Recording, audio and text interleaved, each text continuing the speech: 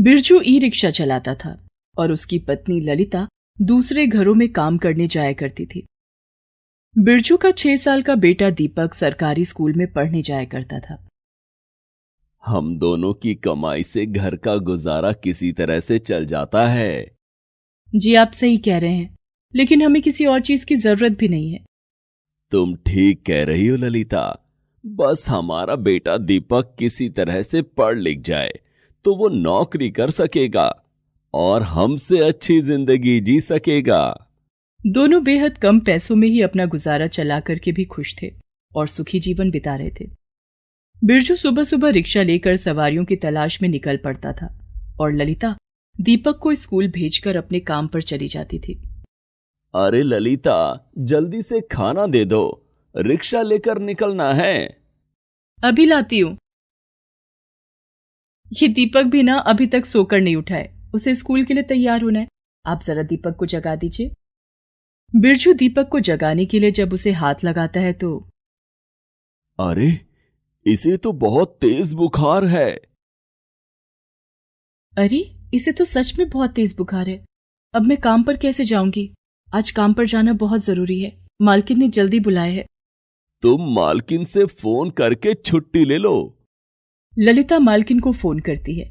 मालकिन, आज मेरे बेटे की तबीयत बहुत खराब है, क्या मैं छुट्टी कर लूं? छुट्टी करनी है तो अपना हिसाब कर लो और कल से काम पर मत आना। तुम्हें कहा था कि आज काम पर आना जरूरी है और तुम बहाने बना रही हो। नहीं मालकिन, मैं काम पर आ रही हूं। इसे घर पर अकेला छोड़कर कैसे जाऊं? इसे आज अपने साथ लेकर चली जाओ। ललिता दीपक को बुखार की दवाई खिलाकर उसे अपने साथ काम पर ले गई। मालकिन, ये मेरा बेटा दीपक है। आज इसे बहुत तेज बुखार है, इसलिए स्कूल नहीं गया। घर पर इसकी देखभाल करने वाला कोई नहीं था, इसलिए मैं इसे यहां ले आई। मैंने इसे बुखार की दवाई खिला दी है, आपको इससे कोई परेशानी नहीं होगी। ठीक है, इससे कहो ड्राइंग रूम में जाकर बैठ जाए और तुम किचन में जाकर खाना बना लो, आज घर में मेहमान आने वाले हैं। ठीक है मालकिन। दीपक ड्राइंग रूम में जाकर सोफे के नीचे बैठ जाता है। वहां मालकिन की 5 साल की बेटी निकिता सोफे पर बैठकर स्मार्ट टीवी पर कार्टून शो देख रही थी। दीपक भी वहां बैठकर कार्टून शो देखने लगा। कार्टून शो देखकर दीपक को बहुत मजा आ रहा था और वो भूल गया कि उसकी तबीयत भी खराब है। चल दीपक, काम खत्म हो गया, अब घर चल। माँ, थोड़ी देर और टीवी देखने दो ना। नहीं बेटा, मालकिन गुस्सा करेंगी। दीपक मन मारकर मां के साथ घर जाने लगा, लेकिन उसकी नजरें लगातार स्मार्ट टीवी पर चल रहे कार्टून शो पर ही टिकी थी और वो पीछे मुड़कर बार बार टीवी की तरफ देख रहा था। ललिता उसका हाथ पकड़कर उसे अपनी ओर खींचती है। बेटा, घर चल। माँ, हमारे घर में स्मार्ट टीवी क्यों नहीं है माँ? मुझे भी स्मार्ट टीवी पर कार्टून शो देखना है। बेटा, हमारे पास इतना पैसा नहीं है कि हम स्मार्ट टीवी खरीद सकें। तेरे पापा और मैं जितना कमाते हैं उससे हमारा सिर्फ गुजारा ही हो सकता है। तू सिर्फ अपनी पढ़ाई पर ध्यान दे। 2 दिन के आराम के बाद दीपक जब स्कूल जाता है। अरे यार, तूने शिवा की नई फिल्म देखी? क्या कमाल की फिल्म है, देखकर मजा आ गया। तूने कहाँ देखी? अरे घर पर, मेरे घर में स्मार्ट टीवी है ना, हम सब कुछ अपने स्मार्ट टीवी पर देखते हैं। फिल्में, कार्टून शो और बच्चों के डांस धमाल वाला प्रोग्राम, सब कुछ स्मार्ट टीवी पर देखते हैं।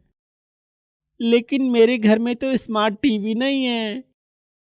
अरे, तेरे घर में स्मार्ट टीवी नहीं है? ये कहकर कृष्णा हंसने लगता है और दीपक का मजाक उड़ाने लगता है। ये सब दीपक को बहुत बुरा लग रहा था। तू अपने पापा से बोल, तेरे लिए एक स्मार्ट टीवी खरीदेंगे। ठीक है, मैं आज ही पापा से बोलता हूँ। शाम को दीपक जब स्कूल से घर आया तो होमवर्क करने में उसका मन नहीं लग रहा था। क्या बात है, आज तेरा पढ़ाई में मन क्यों नहीं लग रहा है? माँ, मुझे अपने घर में स्मार्ट टीवी चाहिए। क्या स्मार्ट टीवी? तू क्या करेगा स्मार्ट टीवी का?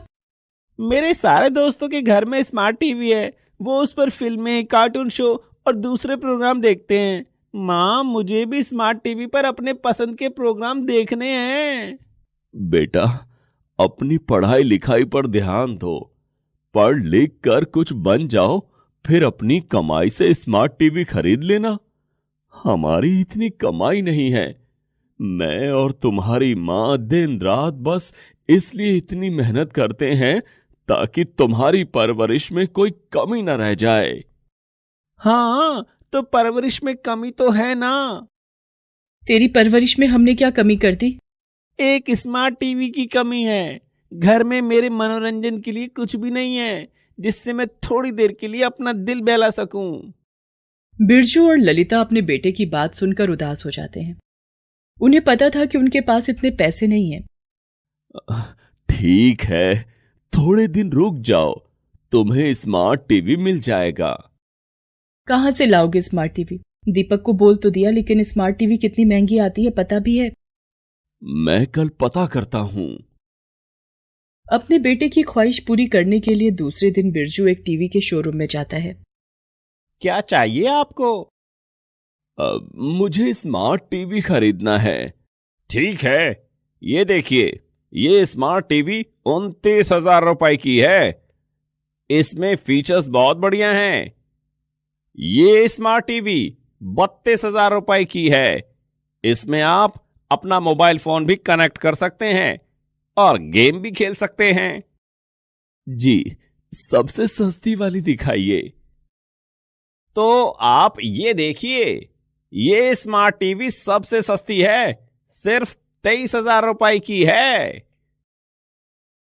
इतने पैसे एक साथ देने जरूरी हैं क्या? नहीं, आपको अभी 6,000 रुपए देने होंगे। उसके बाद 2,000 रुपए हर महीने इंस्टॉलमेंट में देने होंगे। ठीक है, मैं कल फिर आऊंगा। इतना कहकर बिरजू घर आ जाता है। उस समय उसके पास इतनी रकम नहीं थी कि वो शुरू के 6,000 रुपए भी दे सके। क्या हुआ, देख लिया स्मार्ट टीवी? हाँ, देख लिया, लेकिन बहुत महंगी है। पहले 6,000 रुपए जमा करने होंगे, फिर हर महीने 2,000। इतना पैसा कहां से लाओगे? तुम अपनी मालकिन से 2 महीने के एडवांस रुपए मांग लो, तो हमारे पास 6,000 रुपए हो जाएंगे। ठीक है, मैं कल मालकिन से बात करूंगी। मालकिन? हाँ बोलो। वो मेरे बेटे की तबीयत खराब थी तो इलाज में ज्यादा पैसे खर्च हो गए। अब घर खर्च के लिए पैसे नहीं बचे हैं। आप मुझे 2 महीने का एडवांस दे दो।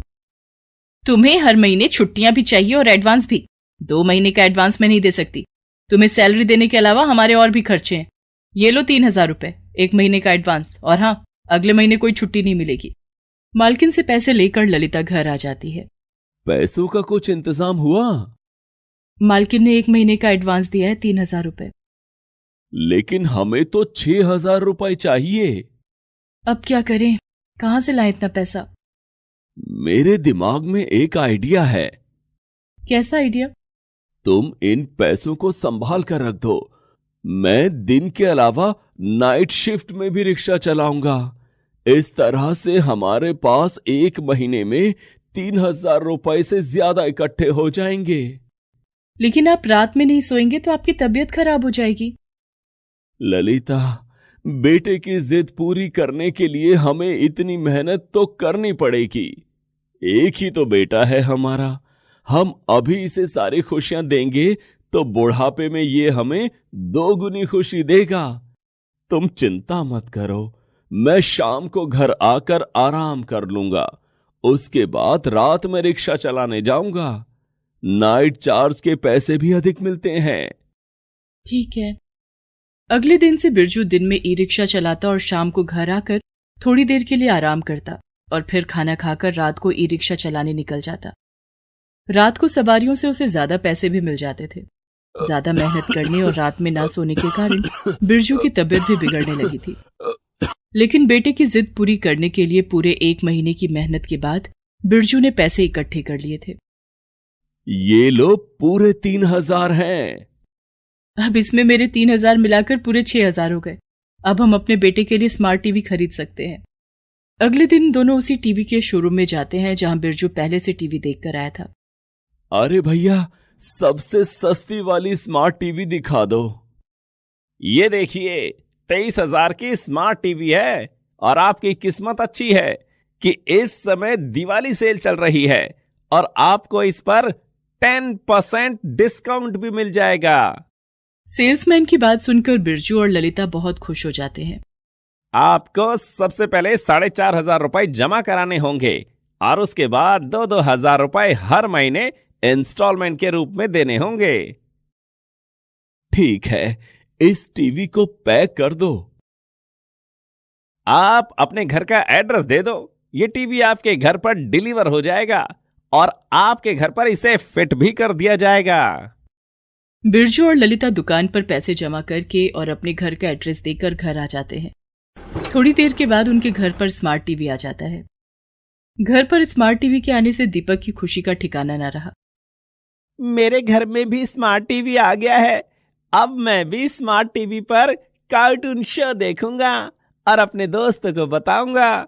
मैं स्मार्ट टीवी पर गेम भी खेलूंगा।